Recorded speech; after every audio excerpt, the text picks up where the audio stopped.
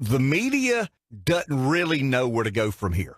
I engaged last night with MSNBC, with CNN. Alec, do this for me again. You got your get off the RedSox.com. I know this is your last day. This is the last day. But you got to finish the job, man. You got to finish strong. You ready here? What am I getting out? Somebody asked me to post these numbers on our Facebook page, and I just think they're interesting numbers when we're talking about the media. They really don't know what to latch on to now.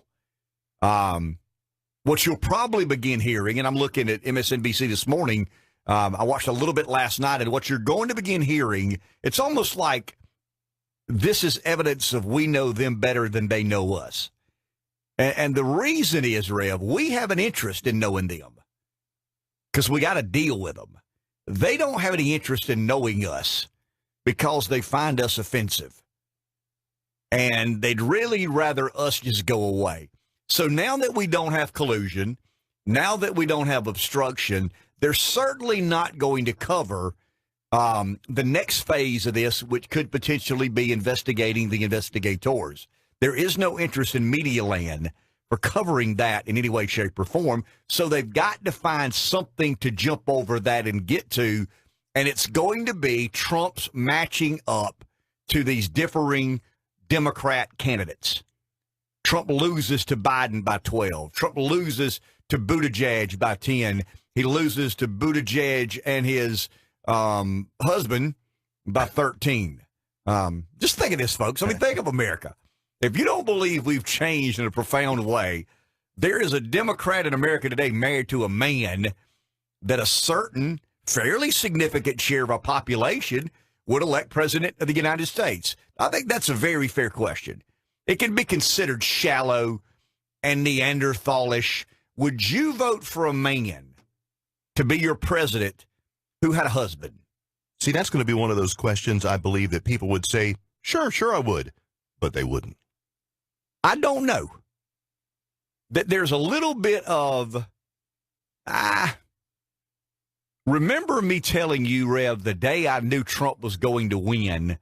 Well, I mean, we suspected he had a better chance than most people believed, but my wife is a hairdresser, and there aren't a lot of good old boys in that profession, if you know what I mean.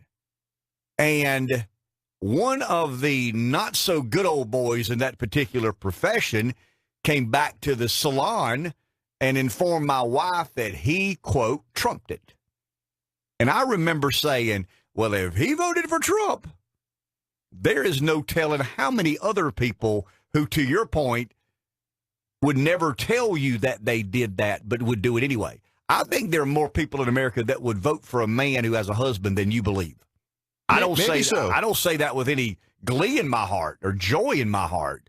I just think that we live in this different age and era. Now, you and I wouldn't, and the majority of folks we circulate and interact with would not. But the media's got to find something to latch on to for the next couple of 3 months, and it's going to be about how Trump fares and matches up against potential Democrat foes and opponents. And it's going to be he loses to Biden by 20 or 18 or 6, whatever. He loses to Buttigieg by 12. He loses to Beto O'Rourke by that. That is the same thing we were told in the Democrat primary and in the election. And that goes back to the lack of introspection, because the political story is going to be and should be that we had a fraudulent investigation led by a deep state that blew up in its face. And now we're going to find out why we indeed launched an illegitimate investigation against a duly elected president of the United States. That should be earth-shattering news. That should be point A, B, C, D, E, F, and G. It will not. There will be very little reporting on where William Barr heads from here. The Horowitz report out of the Inspector General's office, that there will be very little chatter about that. And to prove that, turn your television to CNN or MSNBC today, tomorrow, over the weekend, next week, and you'll begin seeing, once again, that you can't hold on to the Barr story but for so long. It's unserious. And I did hear the word impeachment yesterday.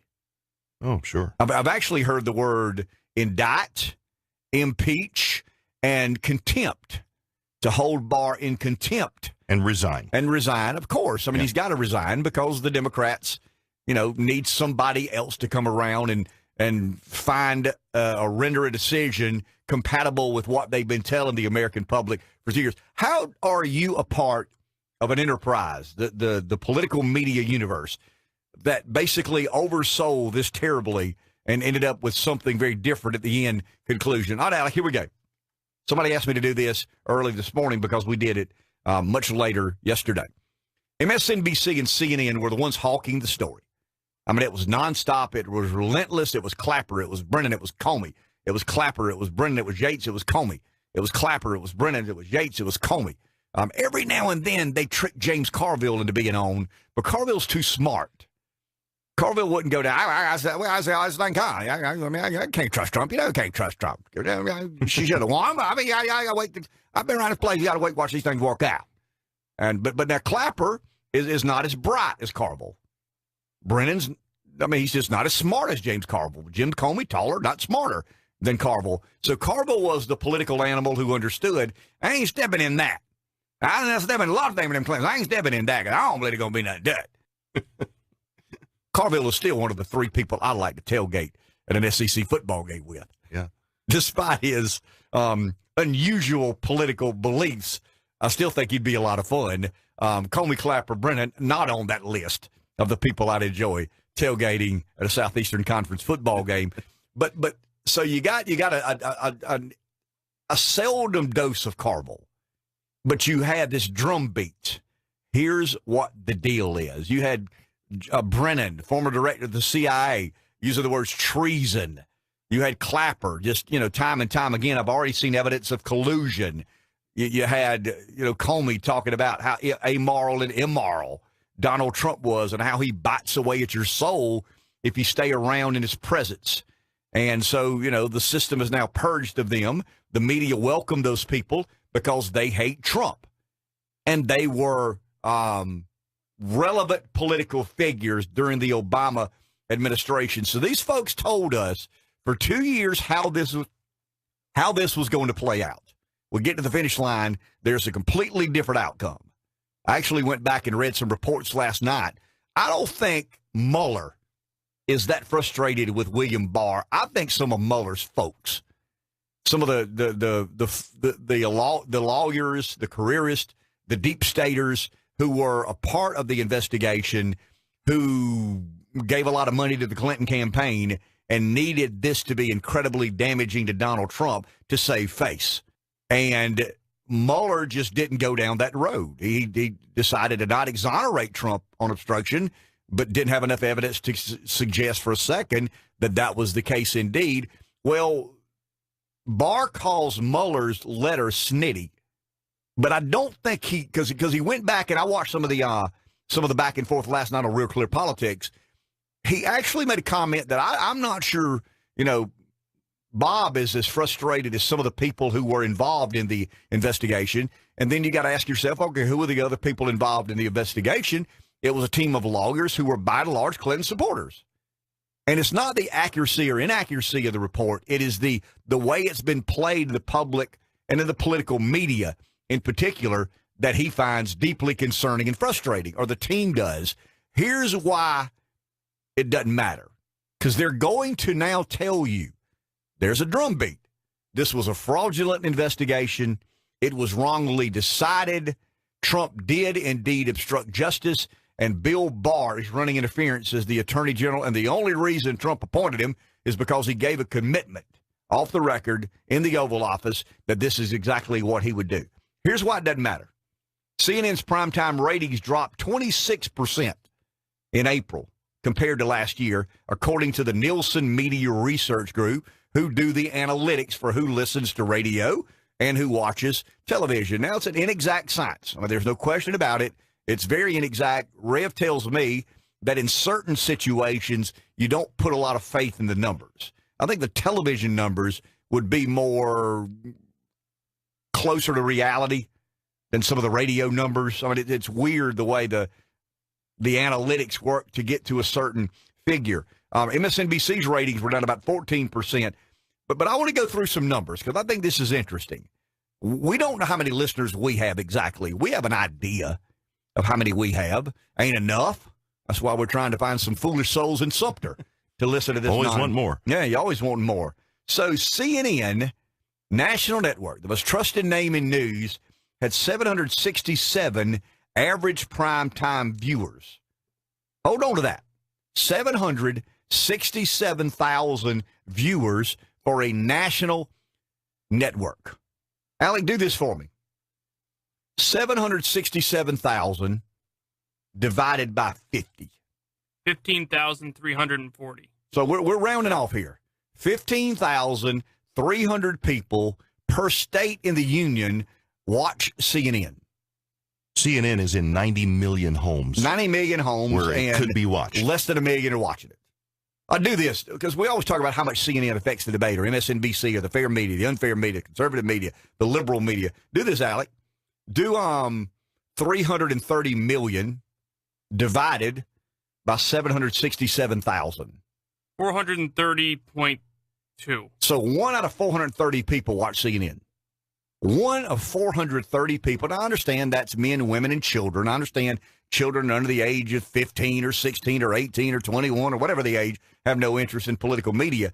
Do this. There's a key demographic. Rev and I are familiar with it because it's the purchasers. It's the people who have the purchase power in a particular household. They're normally in the 25 to 54-year-old demographic. Now, I understand and believe this, that consumers of news are older than your typical consumer of television. In other words, the average viewing audience of Seinfeld would be younger than the average viewing audience of MSNBC, CNN, or Fox News. News watchers, news listeners tend to be a little bit older than the normal. So in the key demo, and this is what the advertisers are interested in, because these are the people who make the majority of purchases in our private sector, distorted free market economy.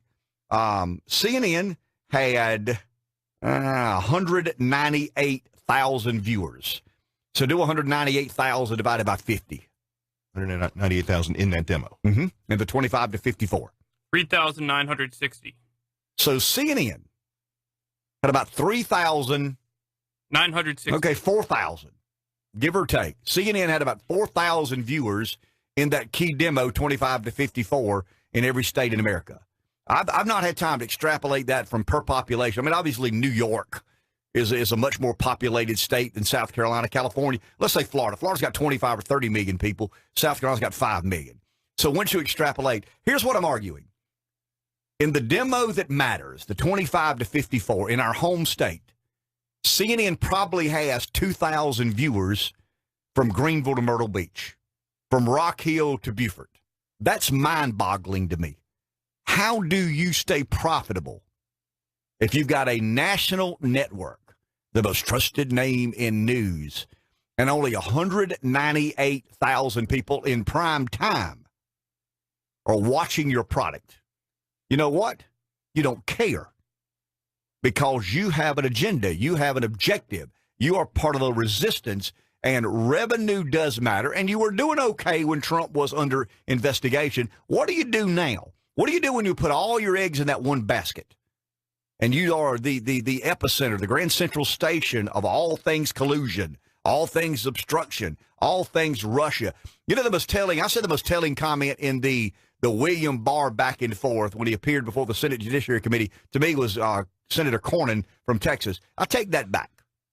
After further review, to me, the most telling example of where we were and where we've ended up is how few times the word Russia was said in the entire Senate Judiciary Committee hearing. I would love to go back and look at it in its entirety. I hope somebody will do that. Some of these investigators, these journalists who do far more extensive research than I, probably will have something out over the weekend. I'd love to know how many times the word Russia, because that's all we heard. It was relentless. It was never ending. It was Trump, Russia, Russia, Trump, Trump, Russia, Russia, Trump. And you watch the Senate Judiciary's hearing, and hardly ever did you hear the word Russia. And that's what the entire investigation was about. It's about law and order now. It's about indictments. It's about misleading information. It's about public perception. It's about all these things except Russia.